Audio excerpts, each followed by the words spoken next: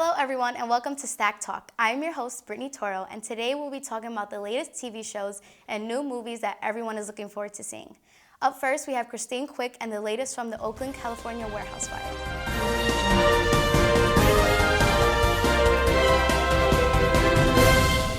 Thanks, Brittney. A deadly inferno broke loose during an illegal dance party at an Oakland, California warehouse on the night of December 2nd. The inferno has claimed the lives of 36 people. Officials still don't know what caused the deadly blaze, but have spoken out stating that a criminal investigation could possibly take place. Oakland Mayor Libby Schaaf stated, quote unquote, "Today is the day that 24 families are going to learn of the loss of a loved one. Today is the day that more than 24 families are going to start an entirely new life. For them, this is day one. Although it is unsure whether or not this fire was intentional, we know that families will be embracing each other a little tighter this holiday season." Coming up next, Sam Burden will give you some entertainment news. Where you lead, I will follow anywhere. Thanks, Christine. One of the most beloved shows of the 2000s comes to life after 10 years off the air with Netflix's 4-part revival of Gilmore Girls, A Year in the Life. Divided into 4 90-minute-ish episodes titled After the 4 Seasons, A Year in the Life brings Rory, played by Alexis Bledel, back to small, quirky Stars Hollow and reunites her with her mom and best friend Lorelai within seconds. The first hour of the show feels like a nostalgic fan dream as the two run around Stars Hollow and get reacquainted with the eccentric townsfolk who never left. And finally, fans will find out the last 4 words Amy Sherman Palladino had always planned for the Gilmore Girls series finale and never got to use. Now the speculation is over. Gilmore Girls A Year in the Life has been live on Netflix, and we now know what those final 4 words are. But don't worry, to those who haven't seen it yet, I won't spoil it for you here, but believe me, it's good. After 10 years, all of our questions are finally getting answered. Get to a TV or a computer and start watching because this revival will not disappoint. Next, Brendan Padilla will give us the latest news on the 4 superhero crossover.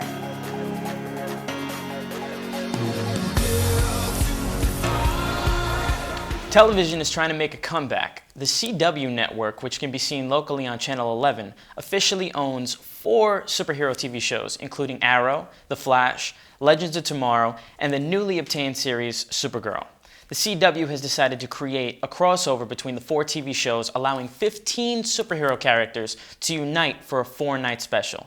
This is historically one of the largest crossover events ever to happen on a television network. The era of the superhero was upon us, and we can all be a part of it with the flip of a channel. Coming up next, TJ Clifford will give you the latest on the new Star Wars movies.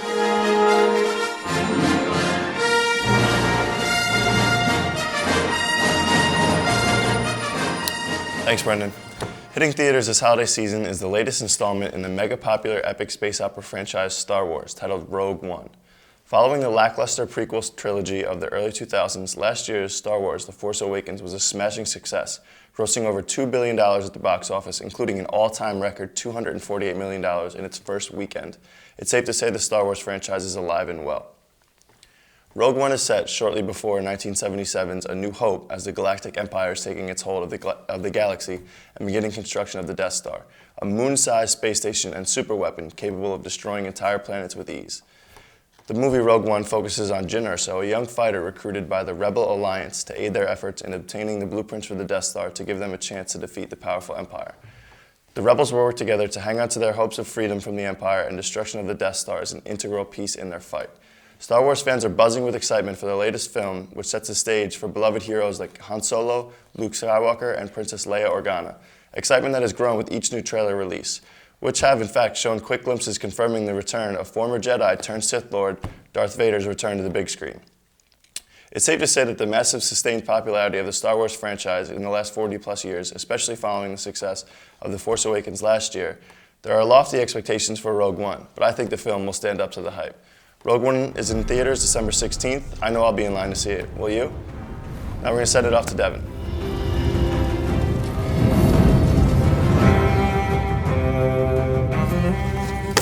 Thanks, TJ. The moment that the entire show has been leading up to is upon us. Winter is here, Game of Thrones fans, and King of the North Jon Snow and his half-sister Sansa Stark are in Winterfell. Cersei Lannister has taken the Iron Throne. Daenerys Targaryen, Tyrion Lannister, and Varys set sail with their dragons of Westeros to get a rightful throne. Bran Stark, now the three-eyed raven, is traveling the road trying to get his valuable information to Winterfell where his brother Jon and Sansa are. As Arya Stark is on the road by herself after killing Walder Frey, who was on her infamous list of people that she wants killed, and she will probably continue to do that throughout the entire show.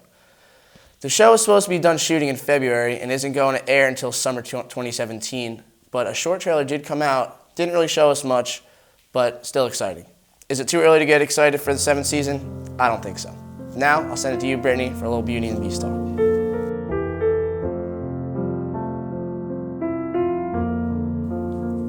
Thanks, Devin. Now, the live-action adaptation of the 1991 Disney classic Beauty and the Beast is gearing up for its 2017 release. The American romantic fantasy film is directed by Bill Kondo. The film stars Emma Watson as Belle and Dan Stevens as the Beast. Fans are highly anticipating this film. This is a movie parents and kids will love, bringing an old classic back to life. The release date is now set for March 17, 2017. That's all the time we have for today. We went from wildfires of California to the depths of the galaxy of Star Wars. I'm your host, Brittney Toro, and thank you for watching STAC Talk. Have a great rest of the day.